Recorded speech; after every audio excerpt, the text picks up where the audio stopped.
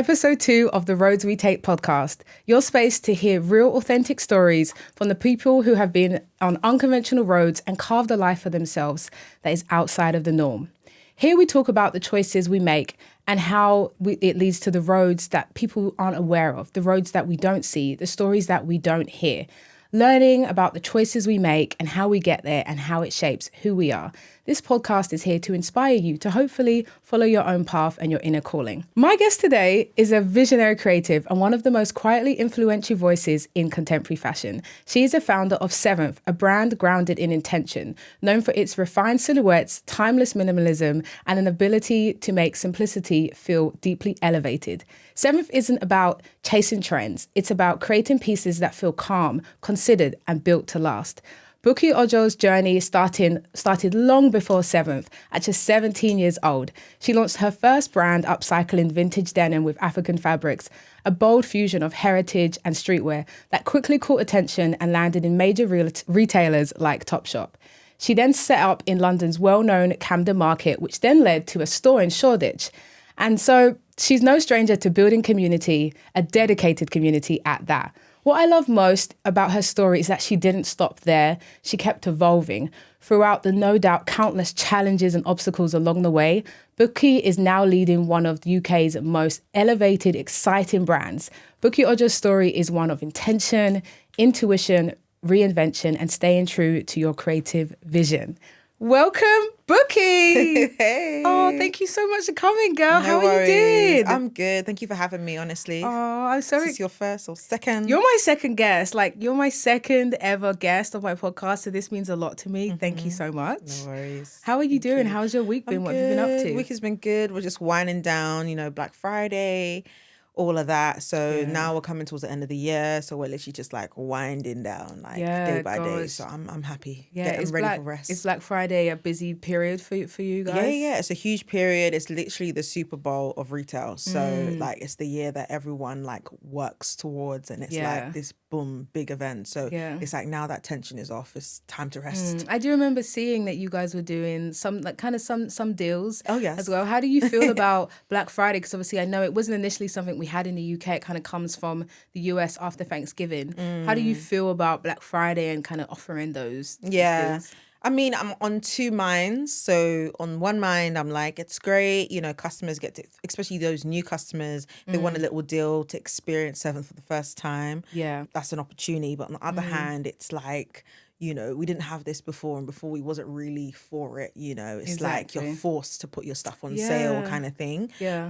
But I do see it in a way for new customers to get a little, taster of Seventh, especially if they've been hesitating, at least a little deal. Yeah. No, for real. I think that's a really good point. It's like, okay, this is my moment. And then they're going to be, once they experience the brand, they're going to be like, okay, exactly. This is it. Exactly. And so my first experience or just time getting to know of Seventh is through my sister, Jade. Yes, Jade. Shout out Jade. Obviously, she's your good friend. Yeah. That's how I met you. And a few weeks ago when we met for the first time. So it's crazy to think second time I meet you on the podcast. First time I was asking if you'd come on it. So thank you so much for just following through and being willing and accepting the invite. Of course. And so obviously I want to get into the incredible journey of building Seventh and the brand and the journey. But just before that, I'd love to get into who you are, what you're about, just to know more about you. So if we take it back to childhood, let's think of you as a little girl.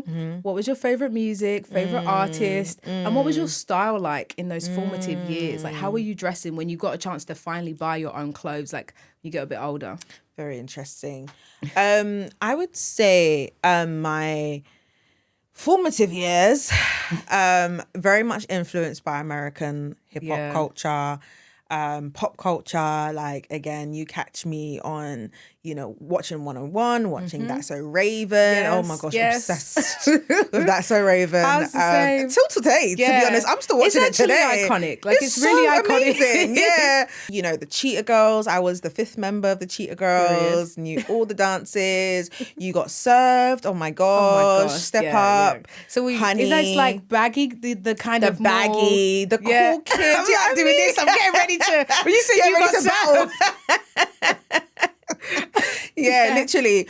I loved American American black culture mostly. I was gonna say, I feel like Black American culture raised us Black Brits here, like my gosh, everything from like the hip hop, everything. It's just like, especially for me, I say Southern hip hop. I would say like it raised me and just was my entryway into hip hop itself. Yeah. So like, yeah, I feel like that was a big part of our Black British culture was watching that. A lot of people don't like to admit it. Oh, the funny thing is, I was never into grime. I was never into like UK sound. I was all about America, like Word Up magazine. Okay, what's the lyrics for this latest song by Bow Wow? Like, give me that. That was me. So very much. I would say style wise, I think because I went to a very free school, which was the Brit School. So I did. Yeah, I didn't know you went there. Yeah. So visual arts and design, I did. So it was literally like High School Musical. But one thing I must say is that it did allow you to express yourself. So I remember leaving secondary school and then I had my first year at Brit School and we had to come back for one reunion at secondary school and everyone was like, girl, your style has changed. And yes, it changed. I feel like I just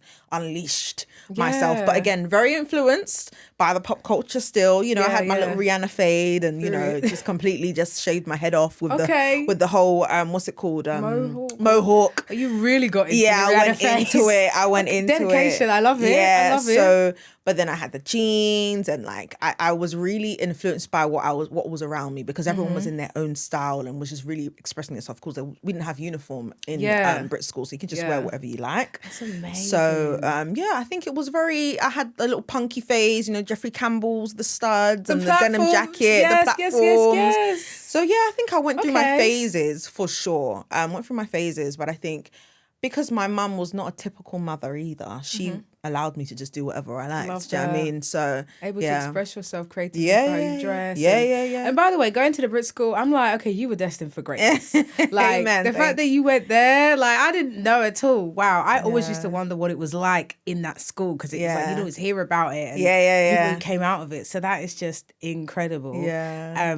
Wow. Like I'm like, okay, this is just great. So obviously 7th is a highly sought after brand. I've got my 7th on today. Yes, thank you. Quality is unmatched. Like if people could feel this, it's all in the feeling. They'd get what I'm talking about. And so I kind of want to go through that journey of how you got to where you are, where you have such a dedicated community that you've built and you have these pieces that are timeless and then the quality is amazing and people who are waiting for every new release and like you said, there's even customers who are probably waiting to get in and like figure out like how could they, you know, touch the brand and get close to the brand. But what were your like fashion go-tos? Like maybe after your formative years as you're coming into adulthood, do you and now do you have a uniform? And you just mentioned how your style has changed as you were growing up. So have you seen even in the last few years your style change based 100%. Around like especially as you're building your brand? Yeah, 100%. Like I would say my style go-tos, I think, is just anything that really emphasizes cut and figure. I think as a female as well. Yeah. Anything that can really accentuate my figure personally. Yeah. But then do it in such a classy and clean way. Yeah. That's my vibe. Yeah. And I think I started to draw a lot of interest from brands like Jill Sander. Oh, yeah. Of course, you've got the brands like COS that are just doing it on a really lovely high street level. And the silhouettes are, Exactly. You've got Stella McCartney doing her thing when it comes to women's wear. You've got so many amazing, I love Prada. Prada is like a beautiful, amazing brand. Like they've stayed so consistent. Like if you look at the 90s runways, it literally looks very similar to today. So it's those brands that have really just said, this is who I am, take it or leave it kind of thing.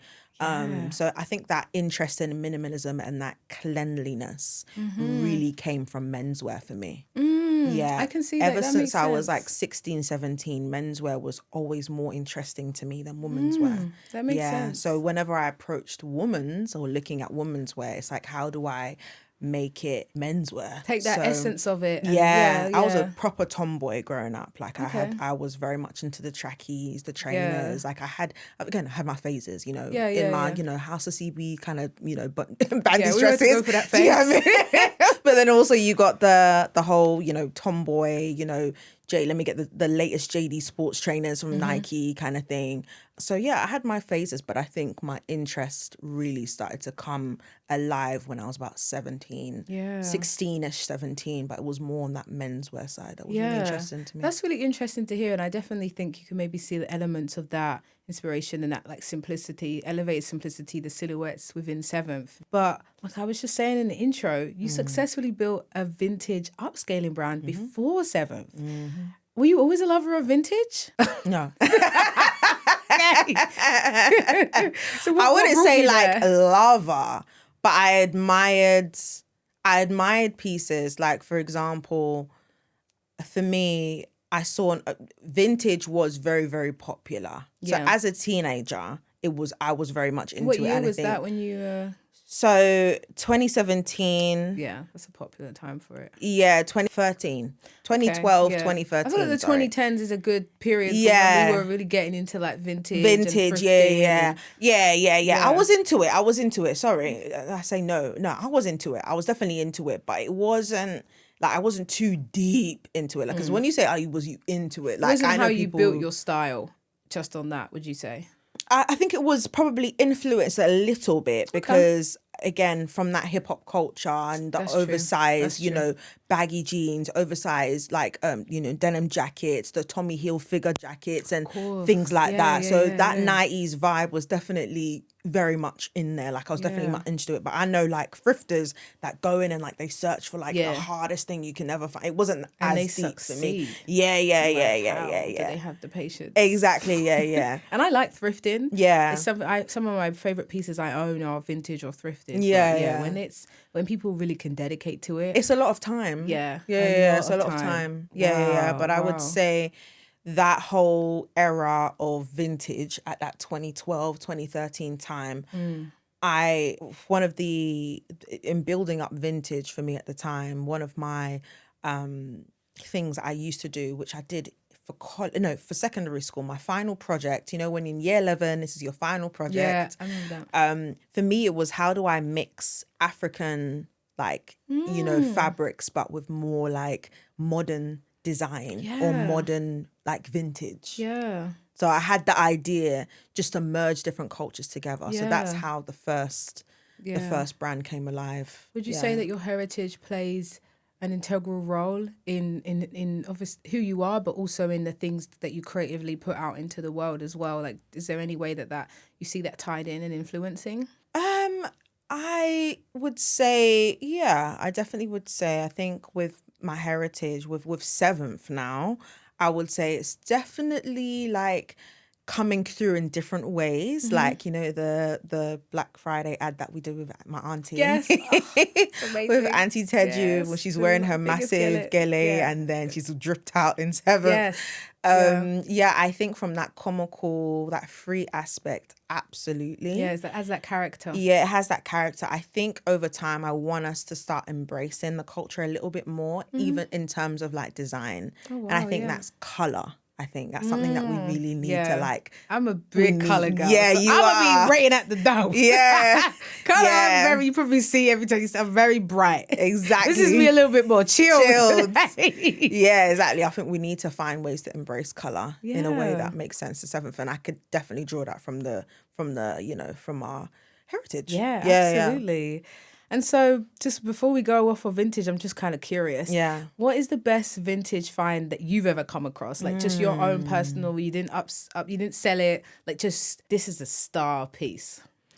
I think I found a Chanel bag in Italy, but this wasn't me sourcing for me personally. But when I saw that, I said, this is mine. It has to be. Yeah, but because it was so old, the strap has broken off, which I'm not able to use, but I think that would be like one of my best finds. And then I found a Dior windbreaker, Christine Dior windbreaker from the 90s. Wow, yeah. That's in my garage. Okay, yeah, that's archive. That's an archive. Yeah. That I've never seen a Christine Dior windbreaker, like a sportswear piece from Christine Dior. Incredible. Yeah. Some of my favorite, like I said, some of my favorite items are vintage.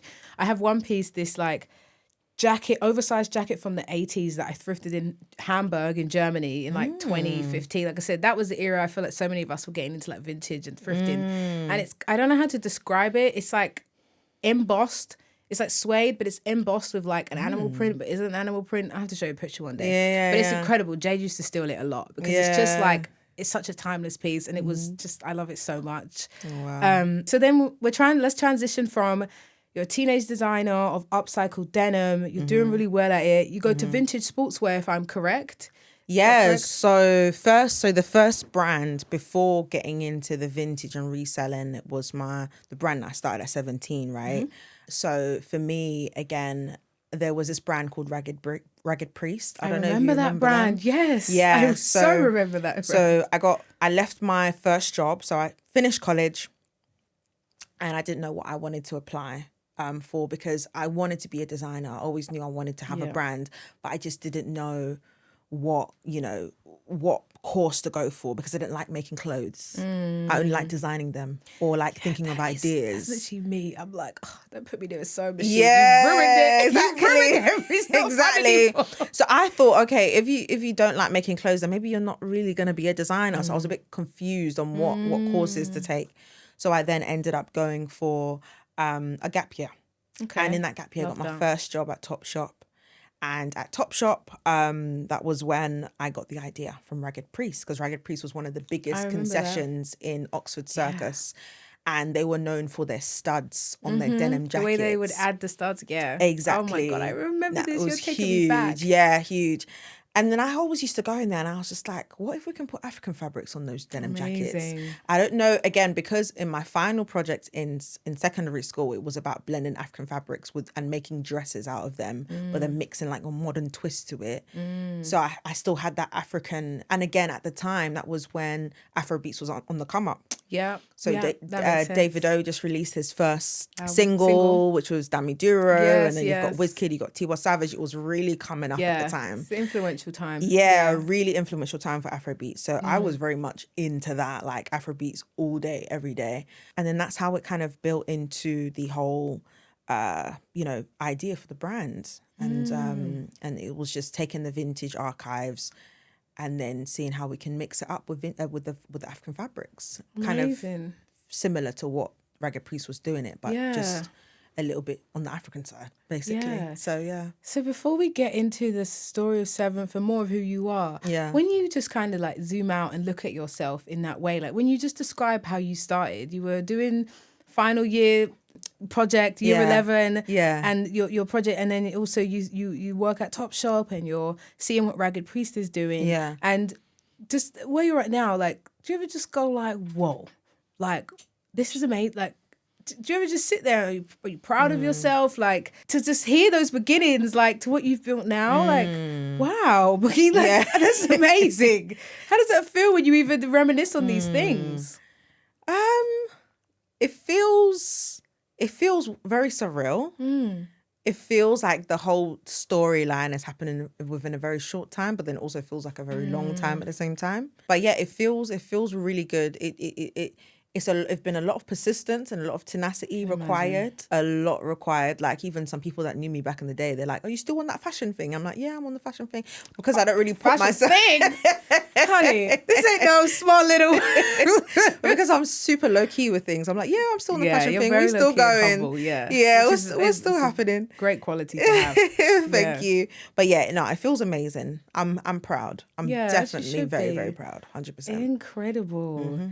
So now I want to get into the chunk of the podcast. I like to call this the RLT, the road less traveled. So I want to get into your road less traveled, and because this is definitely an episode that I know is going to inspire so many people. It's going to inspire me too. I'm going to be taking my own little mental notes. Yeah. And then when it comes out, I'm going to be taking more notes.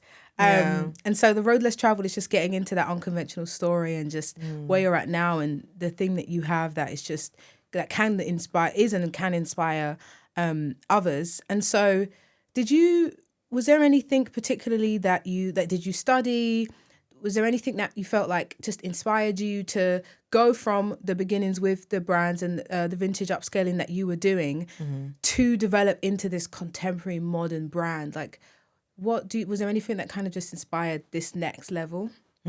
Oh yeah, like the full story. When we get into the story, it's like it's a very long story. Oh yeah, and we but I would there say like a shift, like okay, I'm doing this now, and now I'm gonna like seventh coming into to being. So this is for the seventh question. Okay. So going from where you were from and the Seventh 90s coming back. into being, Yeah.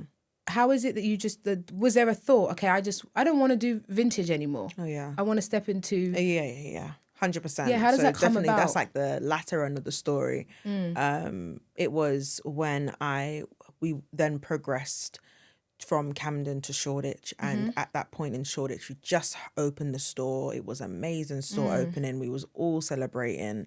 We expanded at that time, but then I started to have a hunger for creating again, because for 5 years I was just reselling and sourcing and finding product and reselling the product. But then I was starting to get a really uncomfortable itch. Like I really just, this vintage, love how far you've brought me, but I just want to create something of my own. There's more for me beyond this. Than just reselling other things or other products. I wanted to create my own product, and I just started to get an itch. And this was around, imagine launching the store in February, and then I got the itch in March, like 2 months or a month later. I was already starting to get the thoughts, but I was casting them down because I'm just like, I feel quite bad because we've just done a whole entire store opening on this vision, and now you're saying you want to switch lanes. And where was that store? Was that in Shoreditch?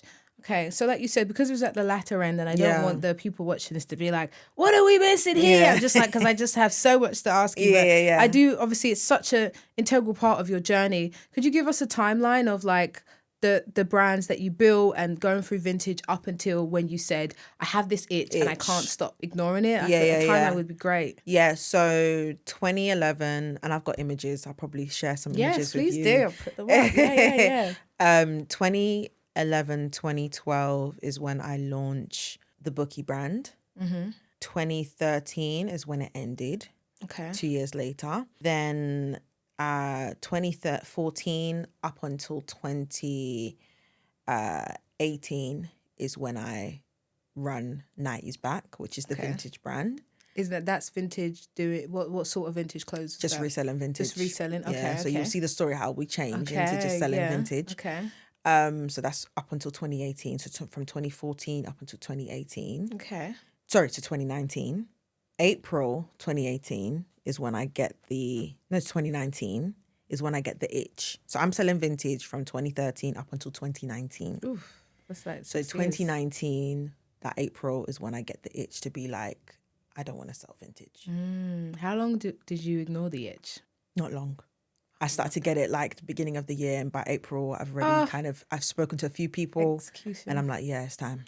I love that. Yeah, but what was very interesting is that when I was trying to source vintage, like what I would normally do, I would go, I'll travel, I'll source. I wasn't finding what I was looking for. So imagine being on a train or being on a bus to Wales or Cardiff for like a good 6 hours, getting there to normally get your stuff and not finding anything because it's been all bought out by maybe a big player. And you're like, I know what my customers want. I know what they are looking for. I could build this. I can make it. And so in this time, I want to talk about community. In this time, as you are building the vintage brands and you're selling and it's successful, how was community playing a role into this?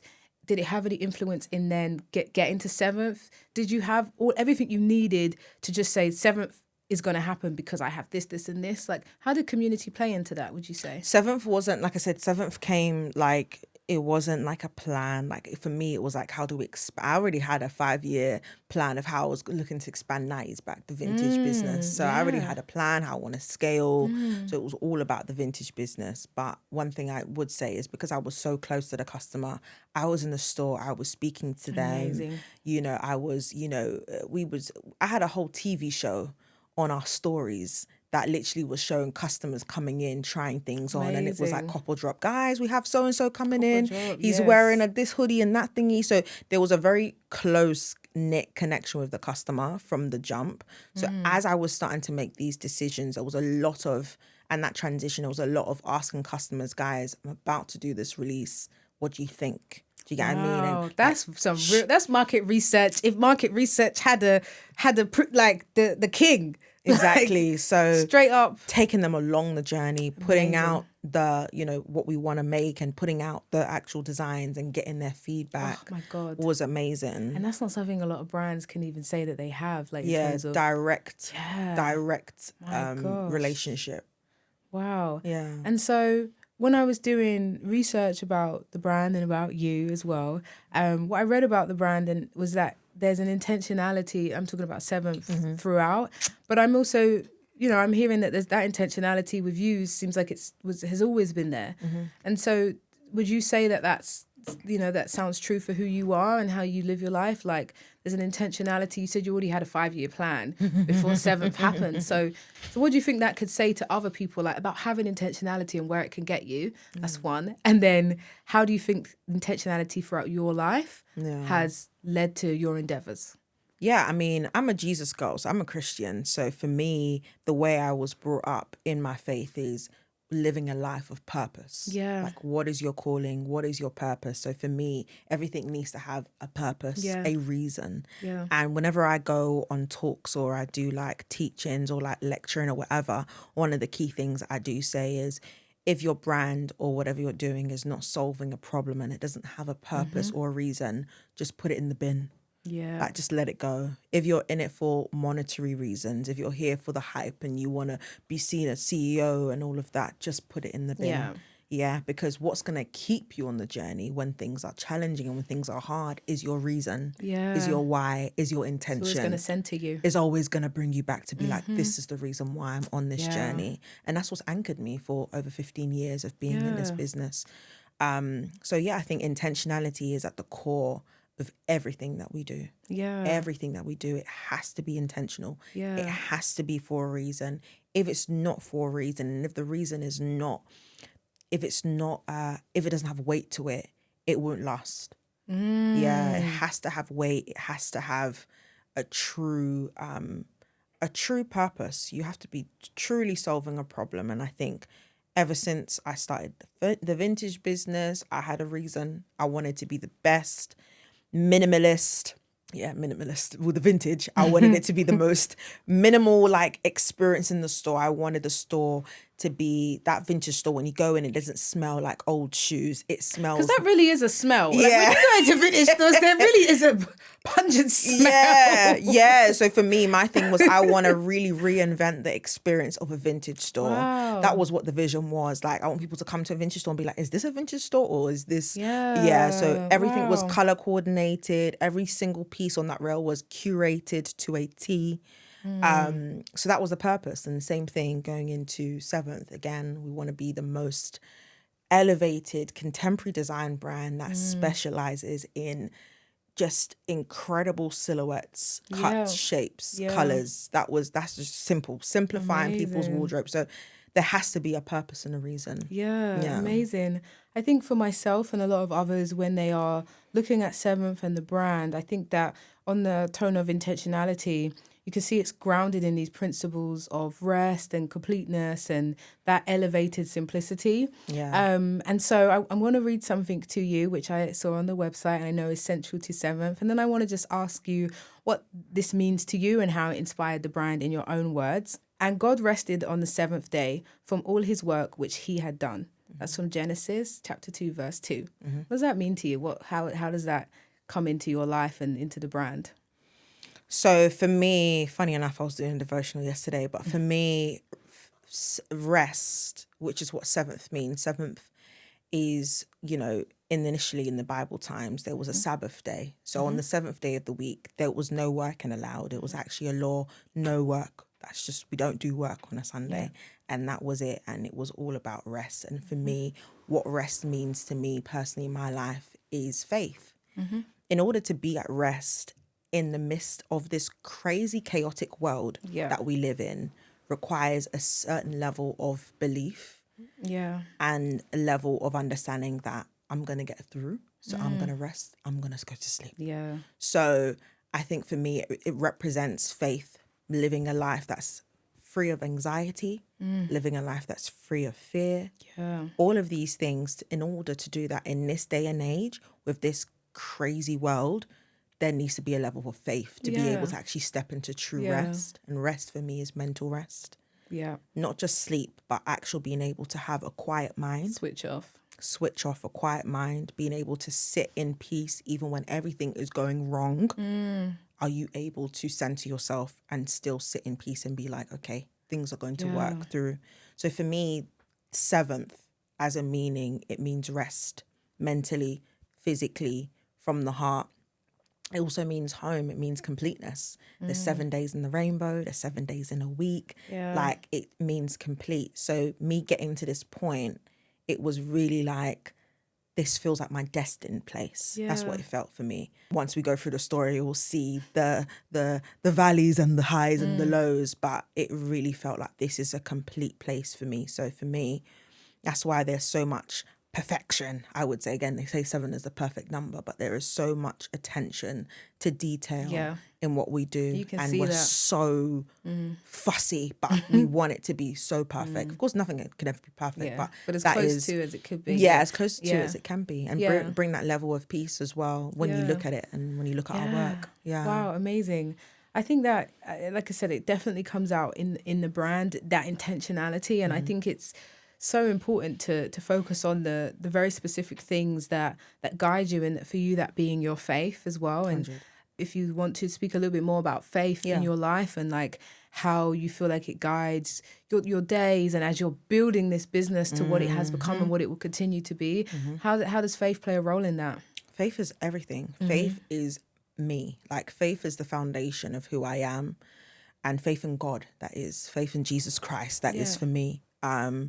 It is the foundation of who I am. It's how I get up every morning. It's how I see this dream as it being real. It's faith that requires for you to do that. Yeah. In this line of business, and I'm sure a lot of CEOs can agree, there requires a high level of belief and a high level of crazy faith in order for your dreams to actually manifest. Yeah. Like, again, you are believing in the storm. You're believing when everything goes wrong. I think for me is the true strength of a person is when everything is wrong. It's just not working. Yet you're still saying, well, yeah, tomorrow, let's go again. Yeah, we'll figure it out. That for me, that is the true representation of faith. Do you get what I mean? Yeah. So for me, it's carried me throughout the whole entire journey. Yeah. It's carried me for there would be no 7th without faith. Absolutely no 7th. Yeah. It's the fundamental Yeah. thing. I don't know how people do it without it, but that's been my anchor. And I think it's so important to talk about that, and especially like you said, like that crazy belief, and some people call it delusion. I always say, like, you have to have a certain level of maybe delusion, maybe crazy belief and confidence. But 100%. like, it has to come from somewhere. 100%. And like, and so I think it's so important the way you're talking about your faith in that way, and how it, like you even said, resting and then knowing that it will be okay on the next day. 100%. Having that faith, 100%. but also like having the faith in Jesus, having the faith in God. Yeah. But faith in yourself too. And do you feel like the faith in 100%. yourself comes from your faith, or? Yeah, I think the faith in yourself and believing that you have also been chosen for this and you have the capacity and the know-how. And the thing is, I think the more and more I've gotten into business, I've been winging it all this time. I did a master's in fashion entrepreneurship, but that was just for 1 year. But after that, I was just winging it. I was just figuring it out day by day. Like experience helped you more than the master's degree? 100%. I think the master's definitely gave me some sort of formal training, which was good. But the true learning was in the marketplace, for sure. But I think, having faith in yourself is so, so crucial. You need to know that it's not about knowing everything. Having all the information from the jump. I think we also get intimidated at the fact that we need to have all the information. We need to know this, and we need to speak to this person and speak to that person before I make a move. But sometimes just go with that inner gut feeling to be like, okay, this is the direction I'm going to go, and I'm just going to give it a try. And then once we get there and we figure it out, the next step after the next step. And I think I'm quite a spontaneous person. I'm not too much of a planner. Like, let's just try and let's see how it goes. And then if we get to a road, we'll figure it out. And as long as you're not afraid to be seen trying or failing. And I think that's a really important thing that 100%. I've always had that in me, but it's something I'm always trying to say to other people, because sometimes I'm like, I'm just going to do it. Like, I don't know what it might fail, but what if it doesn't? How am I going to know, And I'm always saying to people, I understand there's an anxiety and a fear that kind of like holds people back and stops them.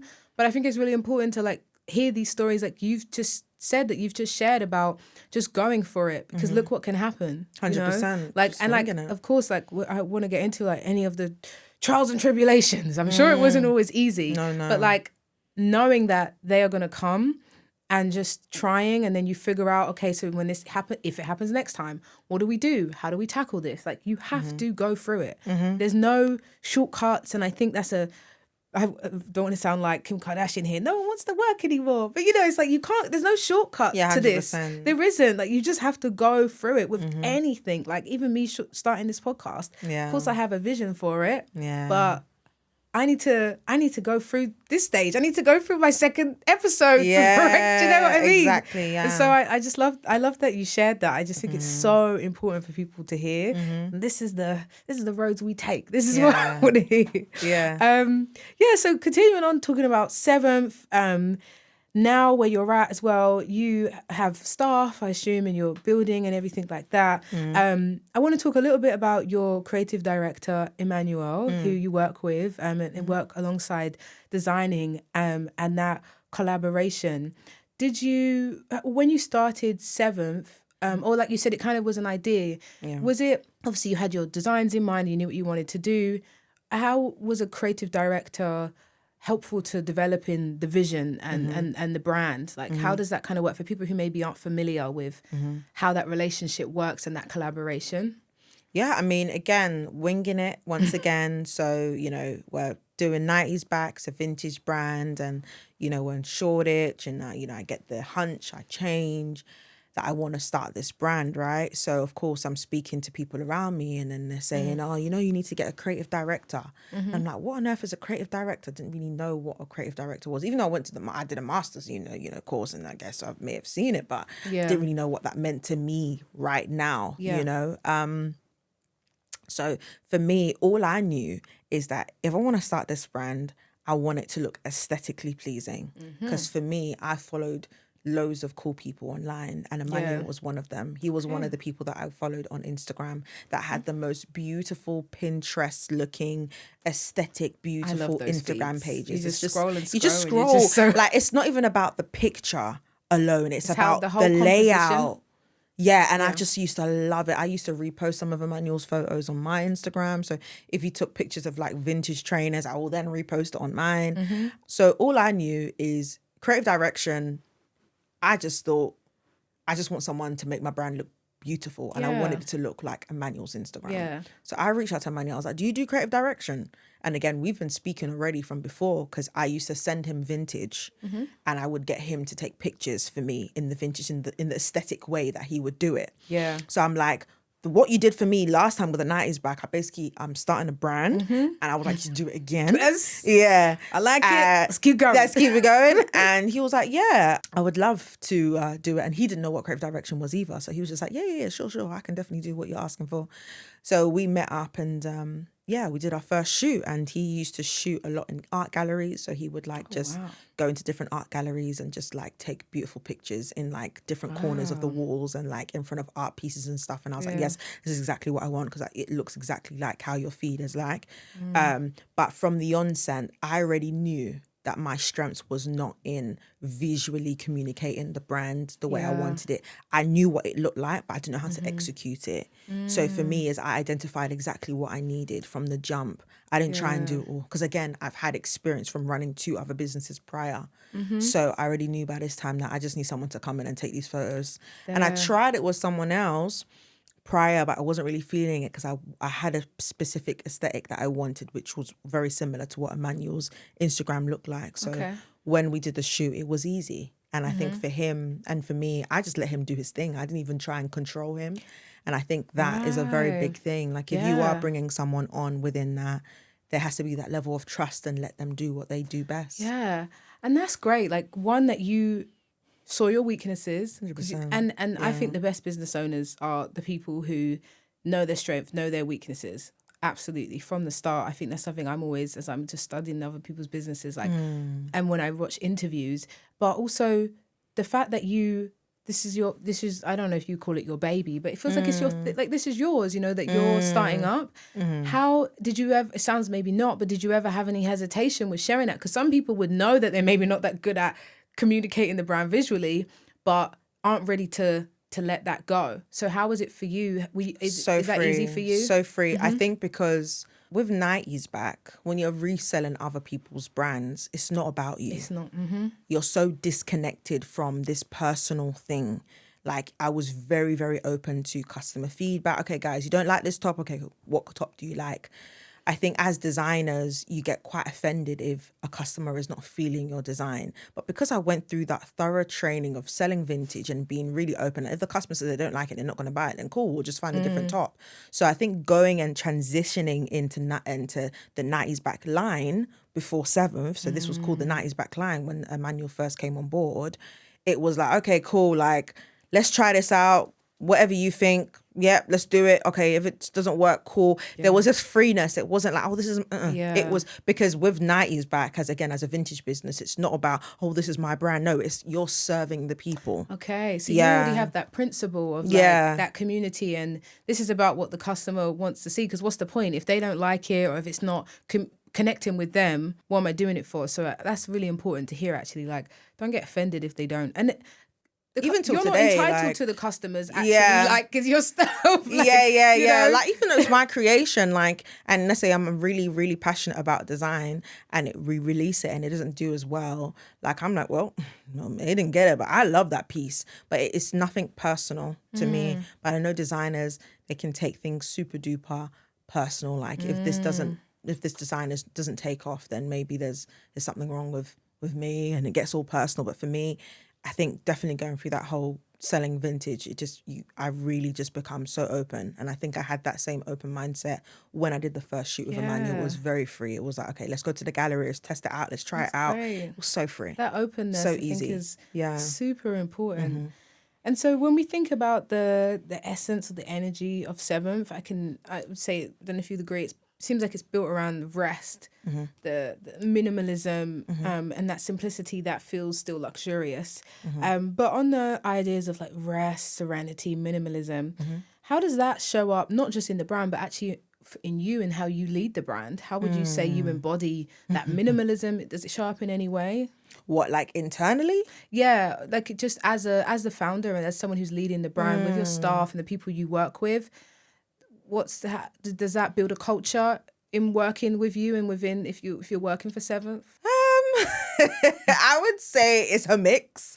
I think when you're building the brand, it can be quite chaotic. I can imagine. There's a lot going on. Like, you're figuring out, you're firefighting, you're pivoting left, right, and center. You're like, okay, we're gonna do this action, we're gonna do that. So there's a lot of change, but I think one thing at 7th is there is this element of fun. You're still going to have a lot of fun. Oh, love that. You're going to feel welcome. You're going to be feeling like I'm contributing to a vision. I think every hire that comes in, they have a vision. They have something that they are here to contribute.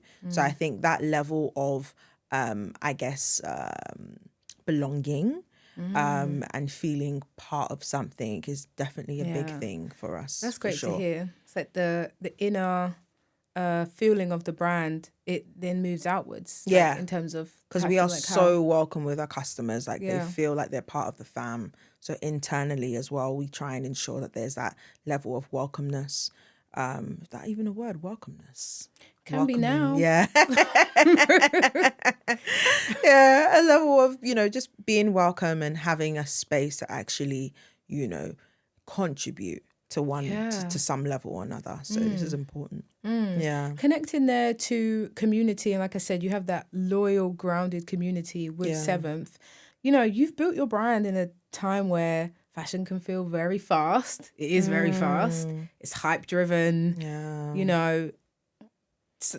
Not all brands are always as authentic, and you've built something that is steadfast. And like I said, having that community.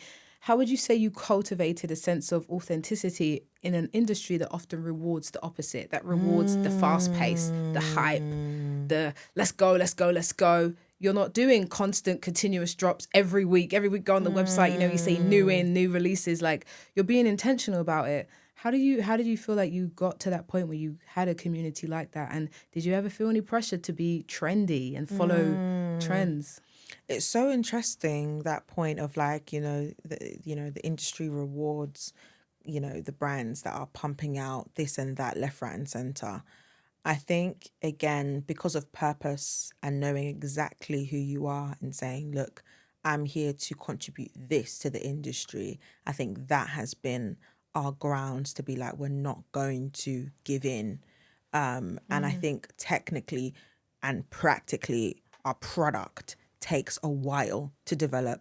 We're more, that's the same, we're contemporary design brands. So our products take a very long time for development, a good 8 to 12 months to develop our product. So we actually do not even have the capacity, even if we wanted to be pumping out new drops every single week. We physically can't even do that. Exactly. You'd have to compromise the quality. 100%. And people go to Seven for the quality. So it exactly. Make sense. Yeah, we don't have any logos, and that's intentional. We said we just want the product to speak for itself. So no logo. So our logo actually is the quality, the shape, and the color. So that's how you identify Seven. Yeah. That's so amazing. Imagine you really can tell when someone's wearing Seven. Thank you. Yeah. So being able to build a brand logoless does require a level of like dedication and being like, we're sticking to this, even though we're going to start adding logos to accessories, but that's literally where it would end. But on the actual product itself, the design, it's the design. We're design led. And that for me is fulfillment. If we move away from being design led and being trend led, then for me, I'm actually not going to be fulfilled as much as there is pressure, as much as the algorithm is pushing it, for other brands and the Instagram and whatnot. Like, this is in, this is out, this is in, this is out. Yeah. Of course, we love to ensure our ear is on the ground to know what's on trend, what people are interested in. But at the same time, how are we going to make it seventh?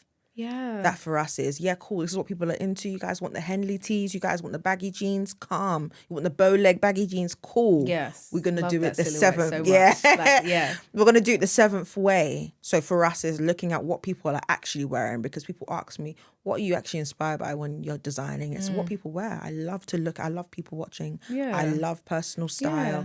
And it's like taking that, but just making it seventh. So for me, I don't really have that much pressure because I know I personally will not be fulfilled. But it does frustrate me at times where it's just like, you may not be rewarded. You may not be, get the most traction, for something that you've put a lot of blood, sweat and tears into. But that is just the way it goes. But what centers us is that what is our reason? We're doing this for the customers that do need this. Yeah. So... And they will continue to be there. That's the thing. And I think that, maybe not everyone gets to the point where they just want more out of a brand. But I think that people who really appreciate that, not just the quality, but the community and just the intentionality. Yeah. Everybody wants to feel like they're a part of something. Yeah. That's how I think as humans, we all do in many different ways. And so I think that when we do live in this world, like, we have to wear clothes. Yeah. I'd rather be... like wearing a brand that makes me just feel like there's intentionality and like it's still modern, it's still contemporary, like you said. This is clothing that like just works so well in where we're at today in this world. But it just feels like more. Like it really does feel just like you said, the like completeness. Like it just doesn't feel like I'm like always missing something, which you can get from like, so when you're shopping like more like fast fashion brands. And I think I would love to speak to all of your customers, and I would be confident that a lot of the common thread within what they would say and why they love the brand would be in that sense of what you guys have set out to do. You guys are not even achieving it, just surpassing it. And thank you. People will catch up, For sure. And so on that note, I'm curious about how you define minimalism and that elevated simplicity. Like how what does that mean to you when you hear those words in your own way or in your own kind of mind dictionary? I don't know how I came up with mind dictionary, but the way I would define, you said minimal design? Minimalism or elevated. Minimalism for me is definitely a way of life. It's a lifestyle. It's definitely, for me, it literally gives so much peace. Like, my house is empty. I have no pictures on the wall. It's literally a wall and a chair. Like, wow. It's so clean. Well, that's very, very You'd hate maybe my apartment. but there's a level of like clarity that I get don't have just to being, think. yeah. I understand. It's Wow. minimalism for me is like, it's effortless. It's so therapeutic to me. Yeah. So therapeutic to me, which is why when I looked on Instagram, Emmanuel's Instagram, and it was so clean and so minimal, it was just a beautiful thing to look at. It Do you get what I is. mean? Yeah, It yeah, gave yeah. me that level of, just, good feeling. And you said elevated design, right? Elevated simplicity, or just the idea of what elevated means. Yeah. And it's still simple. It's not doing too much. Yeah, I think for me, elevated is considered design. Like, you've really considered every detail. You've considered, you've been so considerate in your design. So you've been considered on, would the customer would the person feel comfortable? Will they feel confident? Oh, let's adjust this strap here because we know it will be flattering to their, their collarbone or whatever. Like, you've considered me. It's the little details. It's the that little set it details, apart. that I you've love that, really yeah. considered me when you design this. So I think for me, elevation is time. That time that you've put into actually building a piece and considering that person that you're designing for is, for me, it's luxury.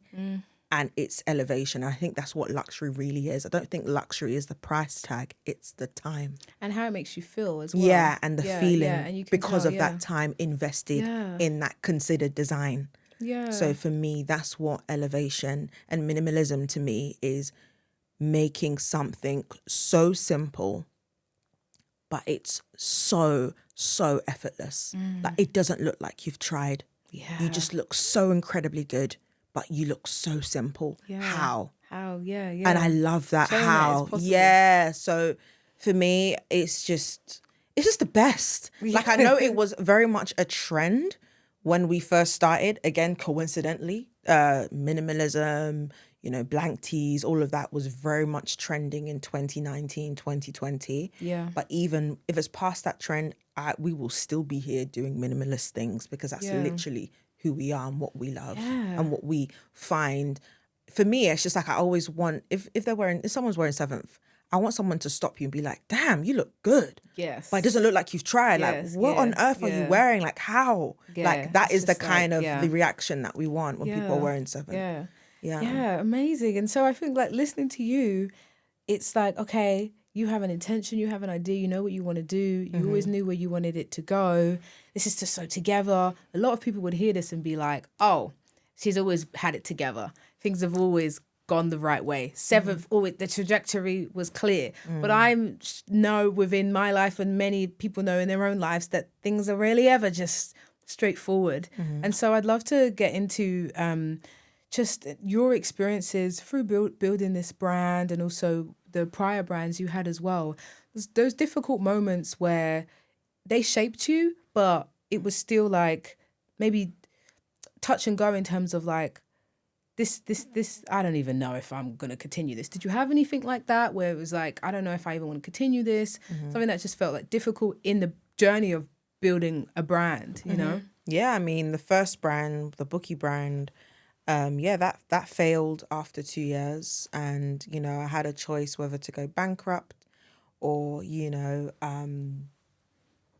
or just stop the business altogether. And imagine this is coming off of the back of launching your, being 17, 18 years old and launching your brand in like Topshop, Urban Outfitters, ASOS. Like, you've taken over the world. You've got the greats of the Which greats is such a good achievement, like to be in Great other retailers that achievement. we all shop at. Yeah, great achievement. I mean, we had Davido wearing it. We had Wizkid wearing it. We had Tiwa. It was like all of these Afrobeat stars that are like greats now that were wearing it.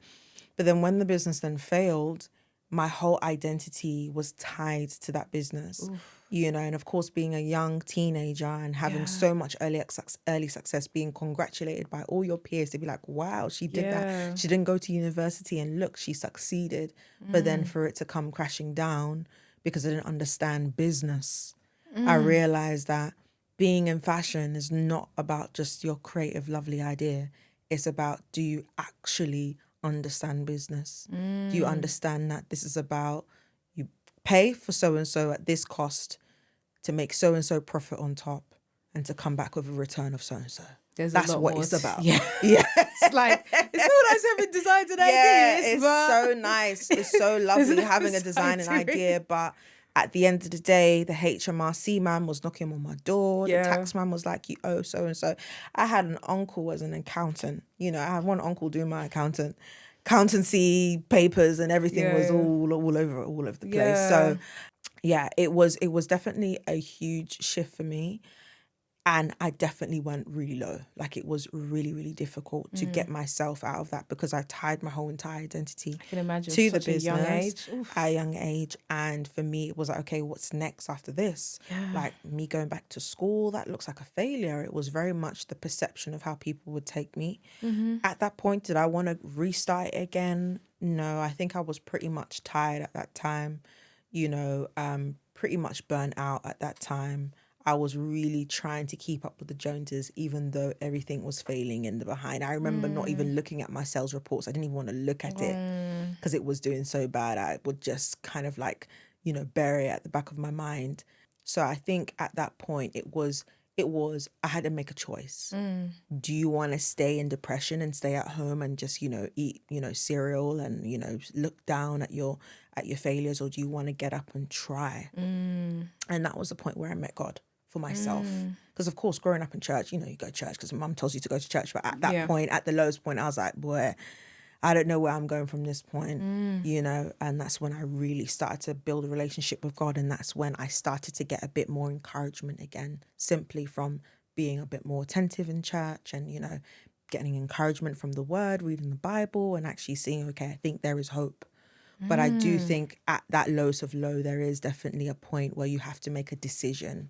And for me, my decision was, okay, let me go to uni to learn how to do fashion business. And that for me was a step in the right direction. You wanted to get more knowledge. Yeah. Yeah. Okay, it didn't work the first time. I got over that hump.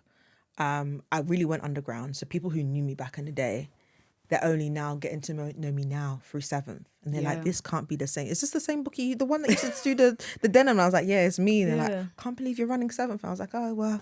But that was one of the main reasons why I've stayed underground, because of that not because of the first experience, but I think for me, starting 7th, I didn't want it to be about me. Yeah, it's when you're central to it beforehand. Yeah. It ended the way it did. I can imagine that's a lot mentally. Like, but I think it was also a thing. I really don't want to build my identity around connecting something. the two. I really wanted the brand to stand on its own and have its own identity, and for me to look at from the side and be like, you look good, 7th, cool, and see it as its own person. That for me was very, very important.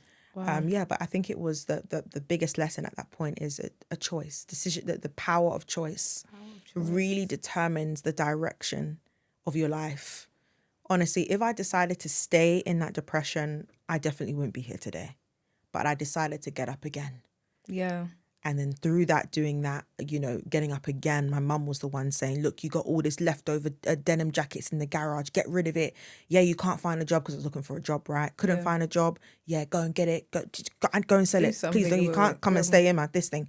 So I was like, okay, I'll put it on eBay, tried to put it on eBay. And then I got into vintage reselling because in the market, just because I couldn't find a job. Yeah. And my mum wasn't going to watch me anymore on the sofa, because I was on the sofa for a good year, not knowing what I was going to do next. Yeah. And sometimes in those moments, we feel like it's the end of the world. Yeah. It's so hard to see further ahead and beyond ourselves. But like having those family members or just people in our lives that are just reminding us, like, there's still more, like, just keep going, and then like, what it could turn into. Exactly. And that's just that power of choice led me to deciding to go and resell or sell off the vintage business, sell off the vintage denim jackets, that then eventually turned into a whole business in itself. Yeah. And the second choice was to go to university, went to university and ended up doing a master's degree without an undergraduate degree.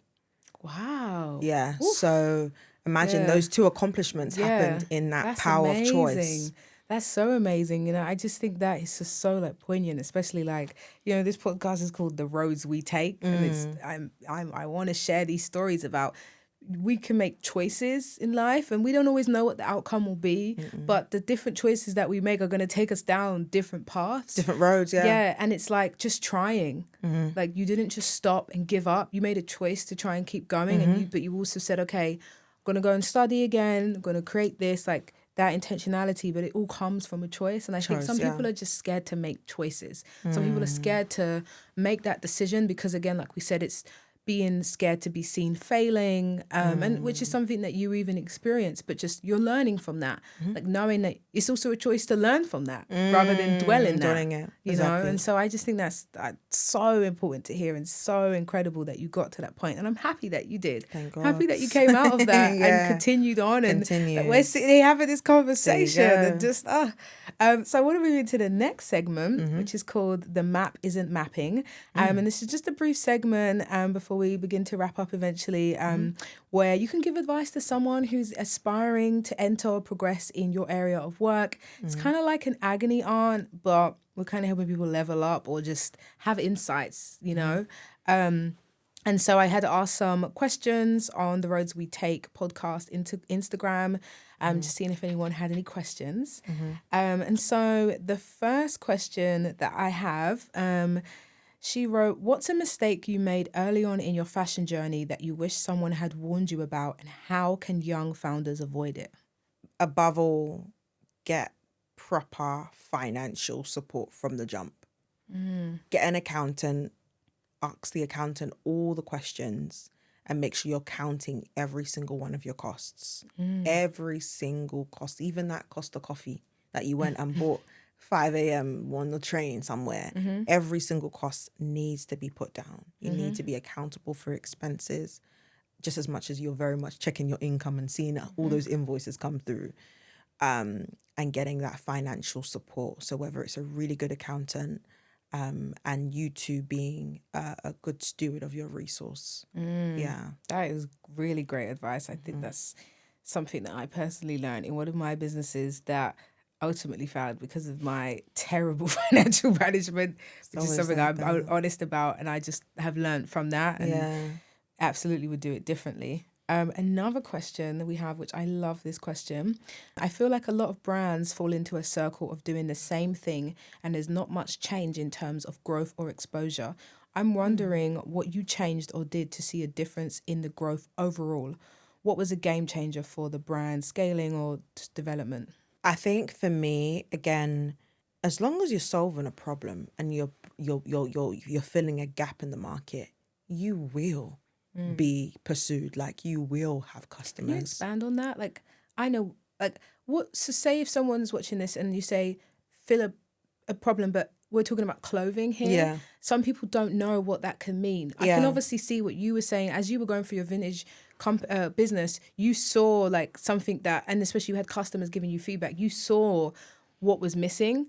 But what would that look like in general terms for someone who's doing clothing? Some people don't know what filling a gap is, especially if it's not a problem solver like shapewear, like those. Do you know what I mean? How does that? Could you kind of like expand on that? Yeah. So I think for me, filling a gap is simply you're looking at the market, you're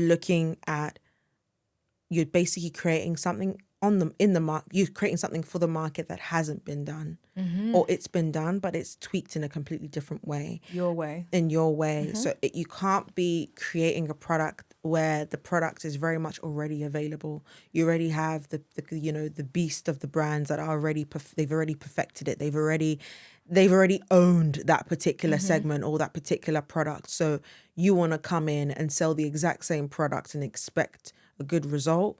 No, because a problem, and when I say problem, it means the need for that product has already been solved by another company. So for me, when I'm saying problem, is what is that thing that your customer needs that they don't have? Okay. Yeah. And they can't find. And for me, I wanted elevated, minimal pieces. I don't want COS. I don't want Uniqlo as basic as that. I don't want basics. I want minimal that seems basic from the outside, but it's elevated because I couldn't find it. So that was my gap that I filled, or the gap that was filled. So when I say looking for a problem and finding a solution, it's simply looking for what is not available in the market and what you find is a common need around your community, or what you've seen in the industry that you're seeing. I've been seeing this thing, but they need to do it like that. That's simply you filling the gap. And if you're not filling the gap, I find that's when it becomes a little bit tricky because it's already been done. It's already available. So for me, I give props to the high street. High street, you're doing your thing. High end, you're doing your thing. But I know what we're bringing to the market is to fill this gap. And that's where we want to focus on and put all of our energy. And as long as we keep doing that, we will continue to have business. But you'd find that people are starting their businesses based on what's already available and a need that's already been met. Yeah. So you coming in with a slightly different colorway is not really that enough. Doesn't have as much impact to bring a customer and say, you know what, a brand that I've been trusting for 15 years, let me not stop buying and let me start buying from you that's just started yesterday. It's going to be quite difficult. And how important would you say, once you have that in mind, communicating that to the customer or marketing that, however you'd say it, to the customer, like how much of a part do you think that plays? And would you have any advice for someone who feels like they got that first part that you described and now they're figuring out, how do I communicate this? What type of advice would you get? Like maybe the simple thing that they could do, frame their mind or could do. Yeah, I think, again, being very, very clear on your copy, on your website, your Instagram, socials, you know, really communicate clearly what your offering is. People need to be spoon-fed. Like customers need to be spoon-fed. You need to tell it like it is on the tin. You're not being blatant and clear with the communication.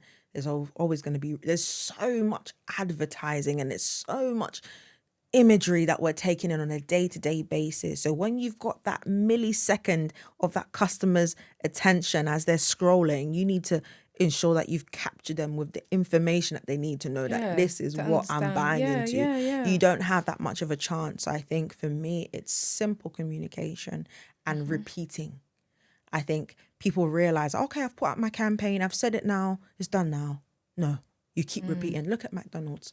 They keep saying Mac Chicken are the best chicken they've been saying this Mac Chicken burger for how many years? Yeah, must be and they're still saying it on every consistency. The same menu, the same communication consistently for the past how many decades? Yeah. So get clear on that vision on how you want to do it and stay consistent with it. And keep saying it. Keep repeating it. Yeah. That there's power in repetition. So there's no doubt. And I think that this definitely stands out as true as Seventh. I don't have any doubt on what the brand is, what you offer, your identity, your feeling is clear. That's so important to be clear. Advice. In this busy world where people are pumping out brands left, right and center, you need to be able to, people should be able to see you and know exactly what you're offering and know exactly who you are and your identity. Yeah. And keep repeating it and stay consistent. If you can't start deviating to the left, deviating to the right, that's when people will start to lose sight of what you've got to offer. But I think the reason why, you know, Seventh's identity is very strong as Emmanuel. I have to give credit to Emmanuel because he is so in control in consistency. If it doesn't look like Seventh, no. Whether it's not going to get good engagement online or, you know, the algorithm is favoring this kind of content. If it's not consistent with the brand, no. Yeah. And it's having that hard stop of no, it's not us. We're not doing it. And I think that is what keeps your brand alive. That is like fabulous. Like that you even found someone as well who shares that vision with you in a way 100. So that you can now entrust in him to not deviate. Because trust me, I have been very tempted to be like, Emmanuel, this is what is trending. Let us doesn't make this, it's not aligned with the brand. And I'm just like, and then when my emotions calm down and I actually look at it, I'm like, you know what, true. It doesn't align. And that you're right. Yeah. Do you know what I mean? So and that's what's kept us consistent. Yeah. You know, that hard stop to say, no, this is not aligned with us. This doesn't represent us. And it speaks for itself in the end. Yeah. Oh my God. I want to keep talking about some questions, but I do have a couple questions before I wrap up. But this has just been amazing and so Part insightful. 1 maybe. Yeah, like I feel like when I tell you that I could ask you a million more questions, like this is just so insightful. So yeah, in the spirit of wrapping up, I'm sad. I want to go back to you 10 years ago. Bukki in 2015. Yeah, we're in 2025. We are. Go imagine yourself. 21, obviously, at that time, you're already doing a lot more than your peers. Like you're already running businesses, which in of itself is an achievement. But I want you to think of yourself back then and what you know now. You know, anything. Like what would you say to her? What would I say to Bukki? Mrs. Bukki. I would say stay the course. Stay the course. You know, it's only a matter of time. It's only a matter of time, for sure. Stay the course, and it's only a matter of time. That's what I would say. Yeah. Amazing. Yeah. Beautiful. Bukki, thank you so much for coming on my second ever episode. Yes, I'm literally like, I looked at the time and I was like, oh, end. This has been incredible, and I'm going to save all the questions I had as well to have you on another time. But where can people find you or follow the brand or you and all the things that Seventh has going on and coming up? Tell us about that. So you can find Seventh on Seventh Stores. I know our Instagram is Seventh Stores, but the brand name, and I'm going to keep repeating it at every interview that I get, is Seventh. Just Seventh. That's just the IG name, the social media name, guys. Exactly. So it's Seventh. But you can find us on Seventh Stores on the gram, seventhstores.com website. Me personally, I don't post that much, but feel free. I'm going to start posting a little bit more. You can find me on LinkedIn, Bukki Ojo, or my personal Instagram is I am Bukki. What we've got coming up this year, I think for us, we'll just continue to elevate more into contemporary luxury. And expanding our range, expanding our product range. We want to do a lot more than clothing. Clothing is just the beginning for us. Amazing. We want to go into all sorts of things. So do we have any a little hint of anything that's coming up? What's coming up? We're still within the clothing arm, but we definitely want to start dibbling and dabbling into interior and into oh my god, homeware. Seventh interior. That would be amazing. Right? Beautiful. Yeah. So we definitely want to build a whole entire Seventh world. So I see it as I look at someone in a room, and right now Seventh is in their wardrobe. Eventually we want to be in their sitting room, dressing their sofas. We want to be dressing their kitchen one day. We want to be dressing their, do you get what I mean? Their kids. And it makes sense because I feel like the design and I can't think of the word, the heart of it can just touch so many places 100%. Because you have that.